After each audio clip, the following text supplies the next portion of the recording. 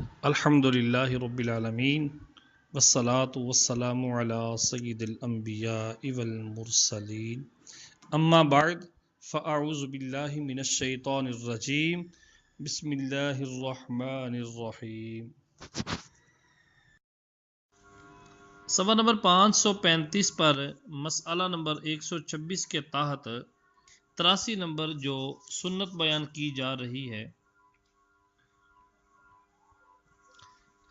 وہ کیا ہے کہ مقتدی کے تمام انتقالات امام کے ساتھ ساتھ ہونا، یعنی مقتدی کا اگر رکوع کرنا ہے تو امام کے ساتھ، سجدہ کرنا ہے تو امام کے ساتھ، اٹھنا ہے تو امام کے ساتھ۔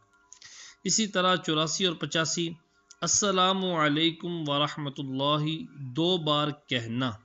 نمبر 86 پہلے دائیں طرف پھر بائیں طرف۔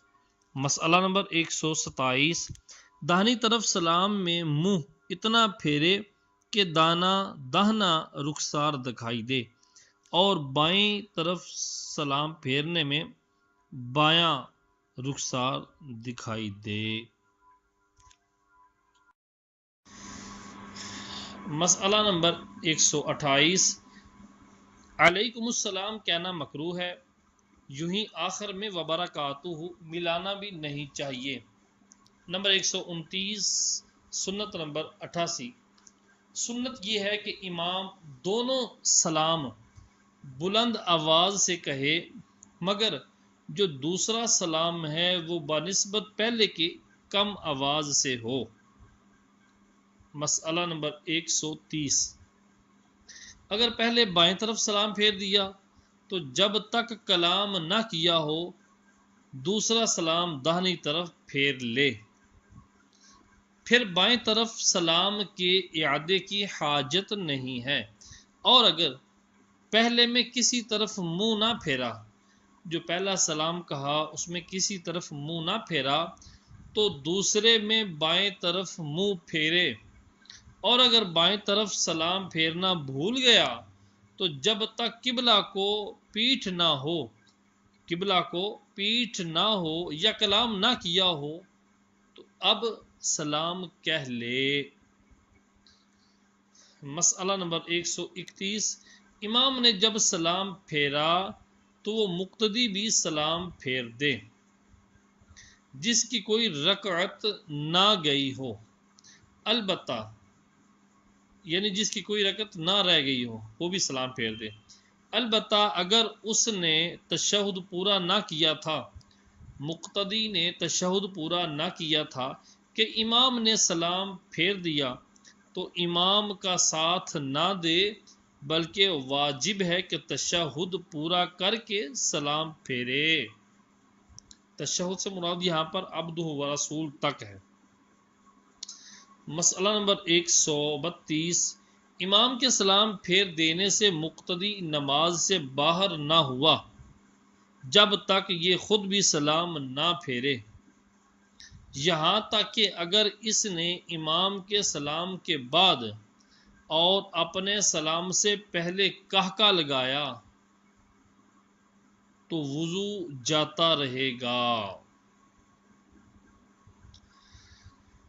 مسئلہ نمبر 133 مقتدی کو امام سے پہلے سلام پھیرنا جائز نہیں مگر بضرورت، مثلا خوف حدث ہو، یعنی وضو ٹوٹ جانے کا خوف ہو، یا یہ اندیشہ ہو کہ آفتاب طلوع کر آئے گا، فجر کا ٹائم ختم ہو جائے گا، یا جمعہ یا عیدین میں وقت ختم ہو جائے گا، اب امام سے پہلے سلام پھیرنا جائز ہے۔ مسئلہ نمبر 134 پہلی بار لفظ سلام کہتے ہی امام نماز سے باہر ہو گیا، جب پہلی دفعہ امام نے کہا نا السلام علیکم، امام نماز سے باہر، اگرچہ علیکم نہ کہا ہو، اس وقت اگر کوئی شریک جماعت ہوا، یعنی امام کا ایک طرف سلام کہنے کے بعد السلام علیکم علیکم، السلام خالی کہا، السلام، اب کوئی بندہ جماعت میں شریک ہوا تو اس بندے کی اقتدا صحیح نہیں ہوئی۔ ہاں اگر سلام کے بعد سجدہ سہو کیا ہے تو اب اگر کوئی مل جاتا ہے تو اس کی اقتدا درست ہو جائے گی۔ مسئلہ نمبر 135، امام دائیں سلام میں خطاب سے ان مقتدیوں کی نیت کرے جو داہنی طرف ہیں، اور بائیں سلام سے بائیں طرف والوں کی نیت کرے، مگر عورت کی نیت نہ کرے، اگرچہ شریک جماعت ہو، اگرچہ عورت جماعت میں شریک ہے، عورت کی نیت نہ کرے۔ نیز دونوں سلاموں میں کرامن کاتبین اور ان ملائکہ کی نیت کرے جن کو اللہ عز و جل نے حفاظت کے لیے مقرر کیا، اور نیت میں کوئی عدد معین نہ کرے، کہ تعداد معین نہ کرے کہ اتنے فرشتوں کے لیے یا اتنے لوگوں کی نیت کرتا ہوں، یہ نہ کرے۔ مسئلہ نمبر 136، مقتدی بھی ہر طرف کے سلام میں اس طرف والے مقتدیوں اور ان ملائکہ کی نیت کرے، نیز جس طرف امام ہو اس طرف کے سلام میں امام کی بھی نیت کرے، اور امام کے محاذی برابر جو دونوں سلاموں میں امام کی بھی نیت کرے، اور منفرد صرف ان فرشتوں ہی کی نیت کرے۔ مسئلہ نمبر 137، سنت نمبر 90، سلام کے بعد سنت یہ ہے کہ امام داہنے یا بائیں کو انحراف کرے، پھر جائے۔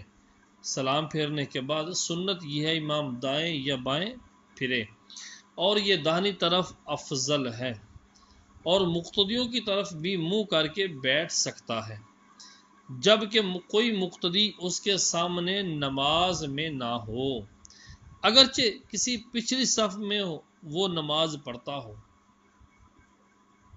مسئلہ نمبر 138، منفرد بغیر انحراف، بغیر پھرے، منفرد بندہ، اکیلا بندہ بغیر پھرے سلام کے بعد اگر وہیں دعا مانگے تو جائز ہے۔ مسئلہ نمبر 139، ظہر و مغرب و عشاء کے بعد مختصراً دعاؤں پر اکتفا کر کے سنتیں پڑھے، یعنی ظہر مغرب اور عشاء کے جو فرائض ہیں، فرضوں کے بعد فوراً جو دعا مانگنی ہے وہ دعا مختصراً کرے اور سنتیں پڑھے، زیادہ طویل دعاؤں میں مشغول نہ ہو کہ ثواب سنتوں میں کمی آتی ہے۔ مسئلہ نمبر 140، فجر و عصر کے بعد اختیار ہے جس قدر اذکار اور ادعیہ پڑھنا چاہے، دعائیں وغیرہ، فجر و عصر کے بعد اختیار ہے کہ جس قدر بھی ذکر و اذکار دعا وغیرہ پڑھنا چاہے پڑھے، مگر مقتدی اگر امام کے ساتھ مشغول بدعا ہوں اور ختم کے منتظر ہوں تو امام اس قدر طویل دعا نہ کرے وہ گھبرا جائیں، یعنی اگر امام کے ساتھ مقتدی بھی ہیں اور اگر یہ لمبی دعا کر دے گا، دعاؤں میں مشغول ہو جائے گا، اور مقتدی جو ہیں وہ تو ختم کے منتظر ہیں، تو ایسی دعا طویل نہ کرے کہ لوگ گھبرا جائیں۔ مسئلہ نمبر 141، سنتیں وہیں نہ پڑھیں، جہاں پر جماعت ہوئی ہے سنتیں وہیں نہ پڑھے بلکہ دائیں بائیں آگے پیچھے ہٹ کر پڑھے یا گھر جا کر پڑھے۔ مسئلہ نمبر 142، جن فرضوں کے بعد سنتیں ہیں ان میں بعد فرض کلام نہ کرنا چاہیے، اگرچہ سنتیں ہو جائیں گی مگر ثواب کم ہوگا، اور سنتوں میں تاخیر بھی مکروہ ہے، یوں ہی بڑے بڑے وظائف و اوراد کی بھی اجازت نہیں، یعنی فرضوں کے بعد سنتوں سے پہلے۔ مسئلہ نمبر 143، افضل یہ ہے کہ نماز فجر کے بعد بلندی آفتاب تک وہیں بیٹھا رہے۔ صلو علی الحبیب صلی اللہ تعالی علیہ وآلہ وسلم۔ یہاں تک صاحب بہار شریعت سنتوں کا ذکر فرما رہے تھے۔ اب یہاں سے آگے مستحبات ذکر فرماتے ہیں جو میں آپ کے سامنے پیش کرتا ہوں۔ نمبر 1، حالت قیام میں سجدے کی جگہ کی طرف نظر کرنا مستحب ہے۔ نمبر 2، قیام رکوع میں پشت قدم کی طرف، جب رکوع میں ہو تو قدم کی جو اوپر والا حصہ پشت ہے اس کی طرف نگاہ کرنا مستحب ہے۔ نمبر 3، سجدہ میں نظر ناک کی طرف کرنا، قاعدہ میں گود کی طرف، پہلے سلام میں داہنے شانے کی طرف، داہنے کندھے کی طرف، اور دوسرے میں بائیں کندھے کی طرف۔ نمبر 7، جماہی آئے تو منہ بند کیے رکھنا اور نہ رکے تو ہونٹ دانت کے نیچے دبائے، اور اس سے بھی نہ رکے تو قیام میں داہنے ہاتھ کی پشت سے منہ ڈھانک لے، اور غیر قیام میں بائیں ہاتھ کی پشت سے یا دونوں میں آستین سے، اور بلا ضرورت ہاتھ یا کپڑے سے منہ ڈھانکنا مکروہ ہے۔ جماہی روکنے کا مجرب طریقہ یہ ہے، تجربہ کار طریقہ، کہ دل میں خیال کرے کہ انبیاء علیہم السلام کو جماہی نہیں آتی تھی تو اللہ کے فضل و کرم سے جماہی آنا بند ہو جائے گی۔ نمبر 8، مستحب نمبر 8، مرد کے لیے تکبیر تحریمہ کے وقت ہاتھ کپڑے سے باہر نکالنا۔ نمبر 9، عورت کے لیے کپڑے کے اندر بہتر ہے۔ نمبر 10، جہاں تک ممکن ہو کھانسی دفع کرنا یعنی روکنا۔ نمبر 11، جب مکبر حی علی الفلاح کہے تو امام و مقتدی سب کا کھڑا ہو جانا مستحب ہے۔ نمبر 12، جب مکبر قد قامت الصلاۃ قد قامت الصلاۃ کہے تو نماز شروع کر سکتا ہے، مگر بہتر یہ ہے کہ اقامت پوری ہونے پر امام شروع کرے۔ نمبر 13، دونوں پنجوں کے درمیان قیام میں 4 انگل کا فاصلہ ہونا۔ مقتدی کو امام کے ساتھ شروع کرنا مستحب ہے۔ سجدہ زمین پر بلا حائل ہونا، بغیر کسی کپڑے کے، بغیر کسی دری کے زمین پر سجدہ کرنا مستحب ہے۔ جی، نماز کے بعد ذکر و دعا۔ نماز کے بعد جو اذکار طویلہ احادیث میں وارد ہوئے ہیں، لمبے لمبے اذکار، لمبی کوئی آیت، کوئی سورت وغیرہ، وہ ظہر و مغرب و عشاء میں سنتوں کے بعد پڑھے جائیں۔ قبل سنت مختصر دعا پر قناعت چاہیے، ورنہ سنتوں کا ثواب کم ہو جائے گا۔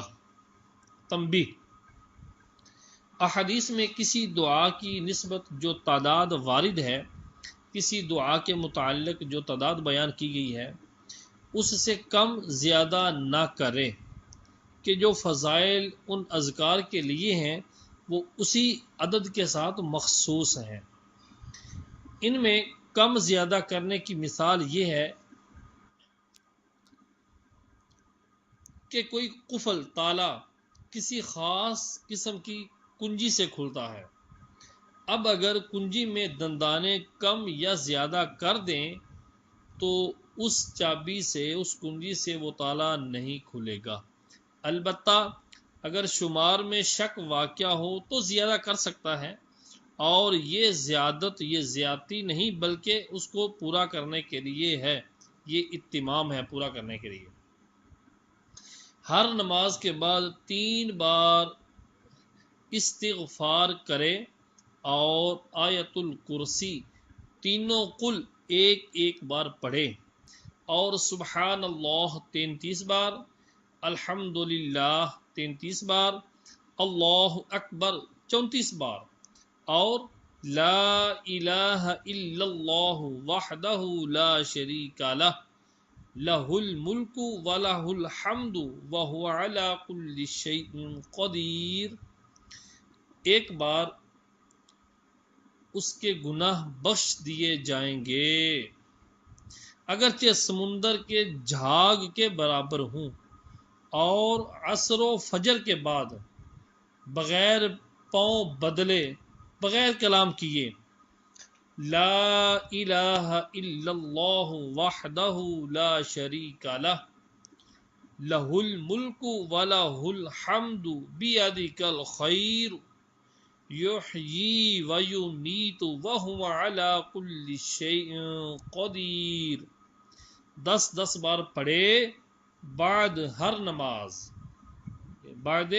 نماز پیشانی یعنی سر کے اگلے حصے پر ہاتھ رکھ کر پڑھے بسم اللہ الذی لا الہ الا هو الرحمن الرحیم اللہم اذہب عنی الہم والحزن اور ہاتھ کھینچ کر ماتھے تک لائے۔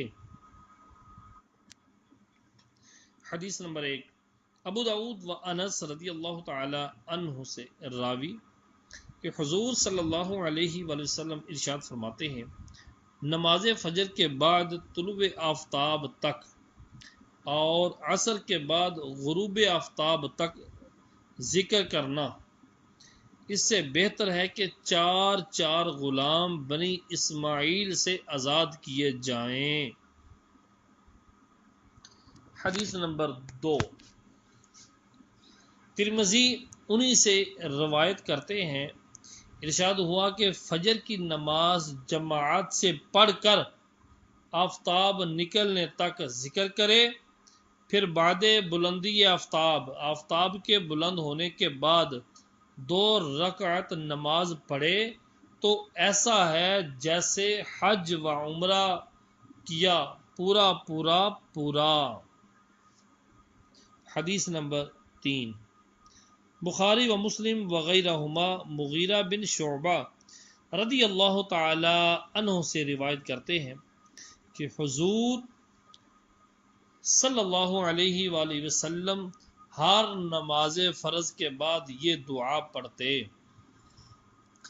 لا الہ الا اللہ وحدہ لا شریک لہ وہو علی کل شیء قدیر اللہم لا مانع لما اعطیت ولا معطی لما منعت ولا راد لما قضیت ولا ينفع ذا الجد منک الجد۔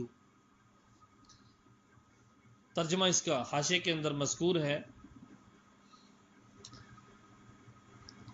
اللہ عز و جل کے سوا کوئی معبود نہیں، وہ تنہا ہے، اس کا کوئی شریک نہیں اور وہ ہر شے پر قادر ہے۔ اے اللہ عز و جل جسے تو عطا کرے اسے کوئی روکنے والا نہیں اور جسے تو دے اسے کوئی دینے والا نہیں، جسے تو روک دے اسے کوئی دینے والا نہیں اور تیری قضا کا کوئی پھیرنے والا نہیں اور تیرے عذاب سے مالدار کو اس کا مال نفع نہیں دیتا۔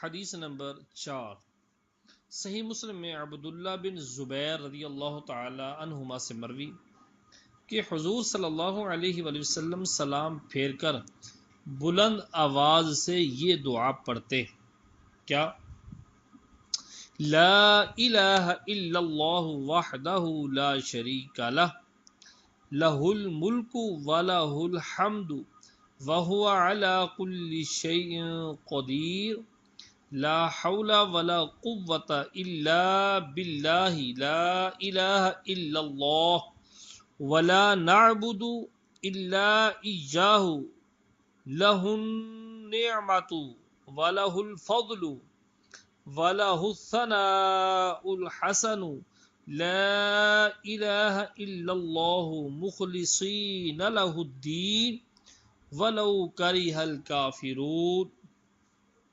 ترجمہ: اللہ کے سوا کوئی معبود نہیں، وہ تنہا ہے، اس کا کوئی شریک نہیں، اسی کے لیے ملک ہے، بادشاہی ہے، اور اسی کے لیے حمد ہے، اور وہ ہر شے پر قادر ہے۔ گناہ سے باز رہنے اور نیکی کی طاقت اللہ ہی سے ہے۔ اللہ کے سوا کوئی معبود نہیں، ہم اسی کی عبادت کرتے ہیں، اسی کے لیے نعمت و فضل ہے اور اسی کے لیے اچھی تعریف ہے۔ اللہ کے سوا کوئی معبود نہیں، ہم اسی کے لیے دین کو خالص کرتے ہیں، اگرچہ کافر برا مانے۔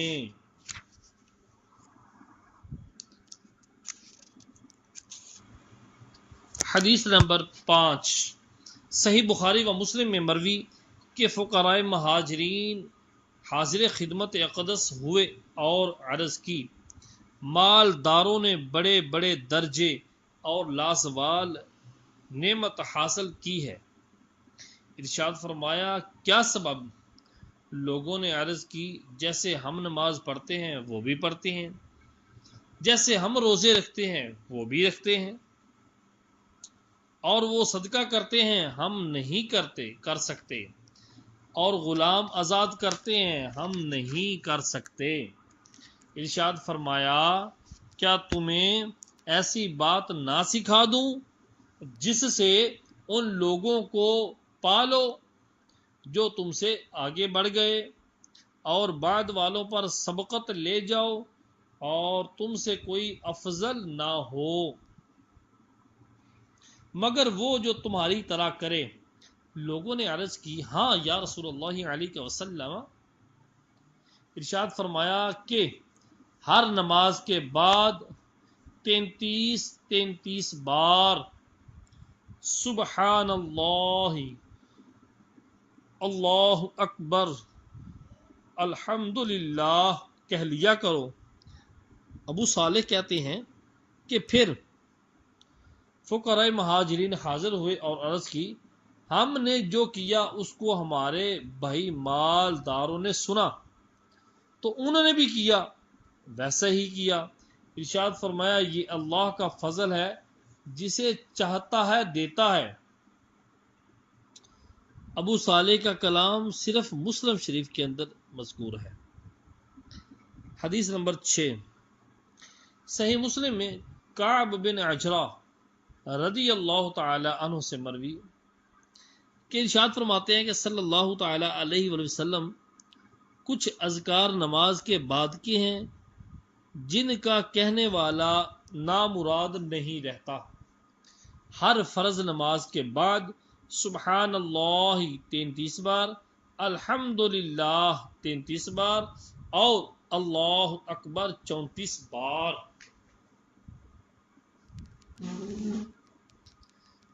حدیث نمبر 7،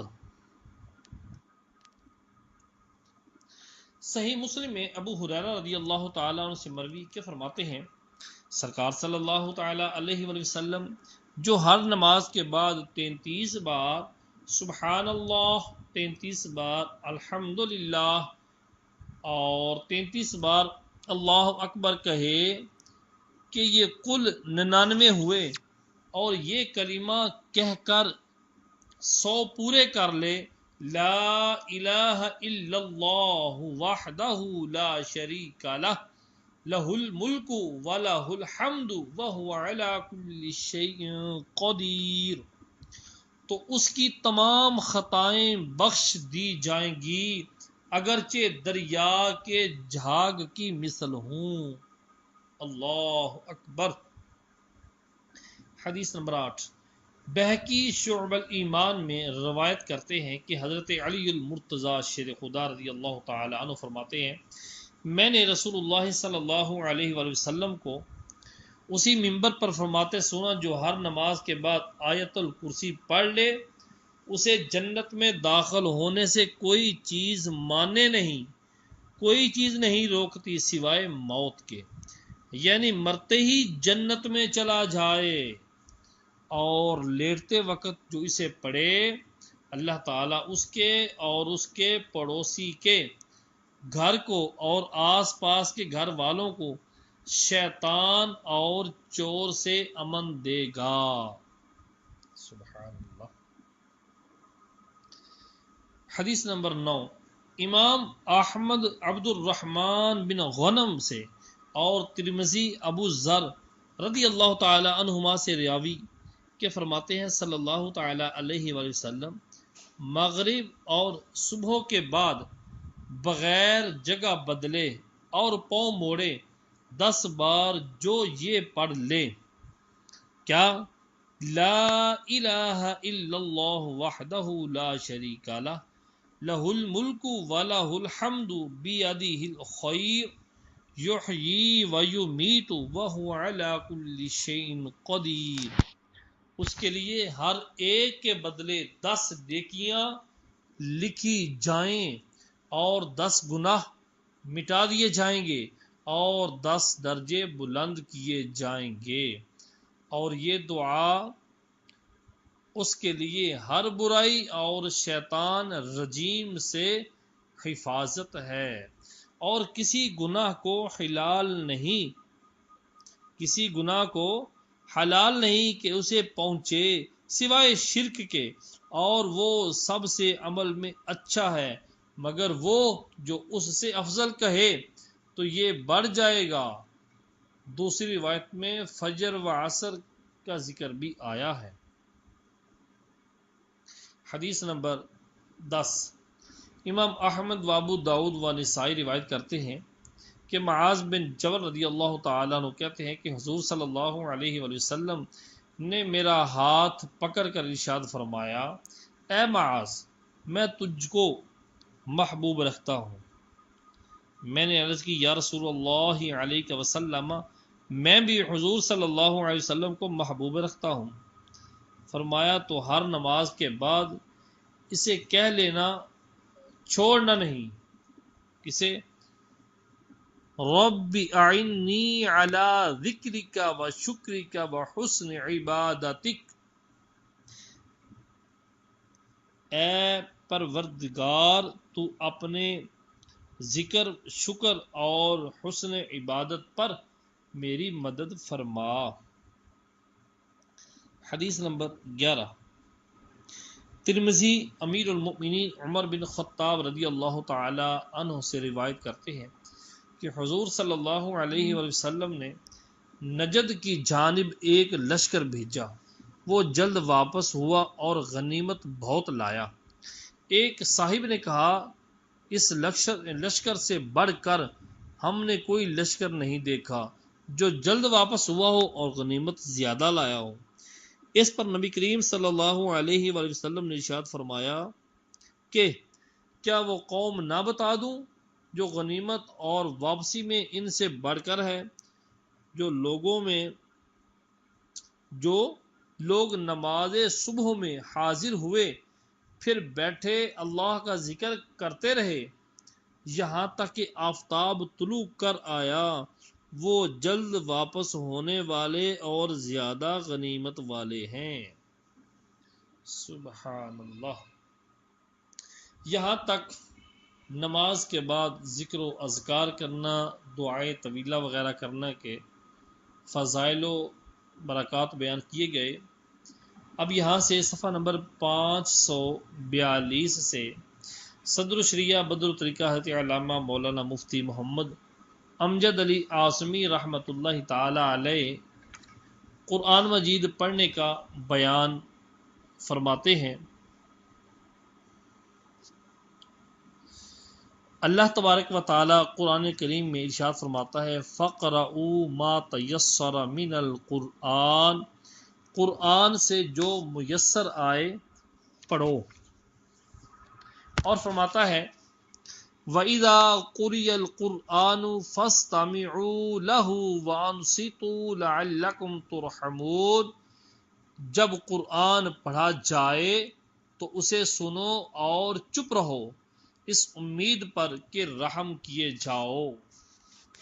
حدیث نمبر 1 سے لے کر 3 تک امام بخاری و مسلم نے عبادہ بن صامت رضی اللہ تعالیٰ عنہ سے روایت کی، حضور صلی اللہ علیہ وآلہ وسلم ارشاد فرماتے ہیں، جس نے سورۃ فاتحہ نہ پڑھی اس کی نماز نہیں، یعنی نماز کامل نہیں۔ چنانچہ دوسری روایت صحیح مسلم شریف میں ابو ہریرہ رضی اللہ تعالی عنہ سے ہے، فَهِيَ خِدَاجٌ، مطلب کہ فاتحہ نہیں پڑھی تو وہ نماز ناقص ہے۔ یہ حکم اس کے لیے ہے جو امام ہو یا تنہا پڑھتا ہو، اور مقتدی کو خود پڑھنا نہیں، بلکہ امام کی قراءت اس کی قراءت ہے، کہ حضور اقدس صلی اللہ تعالی علیہ وآلہ وسلم نے فرمایا، جو امام کے پیچھے ہو تو امام کی قراءت اس کی قراءت ہے۔ اس حدیث کو امام محمد اور ترمذی و حاکم نے جابر رضی اللہ تعالی عنہ سے روایت کیا، اور اسی کی مثل امام احمد نے اپنی مسند میں یہ روایت کی۔ امام حلبی نے فرمایا کہ یہ حدیث بخاری و مسلم کی شرط پر صحیح ہے۔ حدیث نمبر 7، حدیث نمبر 4 تا 6 امام ابو جعفر شرح معانی الآثار میں روایت کرتے ہیں کہ حضرت عبداللہ بن عمر، زید بن ثابت و جابر بن عبداللہ رضی اللہ تعالی عنہ سے سوال ہوا۔ ان سب حضرات نے فرمایا، امام کے پیچھے کسی نماز میں قراءت نہ کر۔ حدیث نمبر 7 امام محمد رضی اللہ تعالی عنہ نے موطا میں روایت کیا کہ عبداللہ بن مسعود رضی اللہ تعالی عنہ سے امام کے پیچھے قراءت کے بارے میں سوال ہوا تو فرمایا، خاموش رہ کر نماز میں شغل ہے، خاموش رہ کہ نماز میں شغل ہے، اور امام کی قراءت تجھے کافی ہے۔